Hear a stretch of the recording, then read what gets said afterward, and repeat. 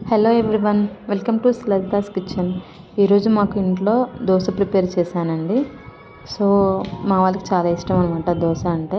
అది ఎలా ప్రిపేర్ చేశానో ఒకసారి మీకు చూపిస్తాను. ఇలా పల్లీలు, శనగపప్పు, మిర్చి, కరివేపాకు, జీరా ఇవన్నీ వేసి ఇలా వేయించుకున్నానండి. ఆ తర్వాత వేయించుకున్నది మొత్తం మన మిక్సీ బౌల్లో తీసుకున్నాను అనమాట.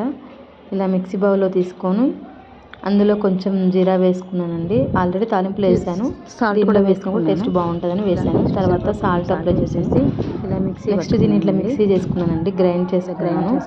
సో తర్వాత ఏంటంటే దోశ వేస్తున్నానండి. ప్యాన్ పెట్టేసి దోశ పిండి వేసాను. వాళ్ళకి కొంచెం ఆయిల్ వేస్తే ఇష్టం అనమాట dosa, oil compulsory. So oil కూడా అప్లై చేశాను, టేస్ట్ ఉంటుందని. ఇలా ఆయిల్ అప్లై చేయడం వల్ల కొంచెం టేస్ట్ ఉంటుంది కదా. ఆనియన్స్ వేసుకున్నా కూడా చాలా బాగుంటుంది, కానీ నేను ఆనియన్స్ వేయలేదు. వేడి వేడి దోశ రెడీ. Thank you.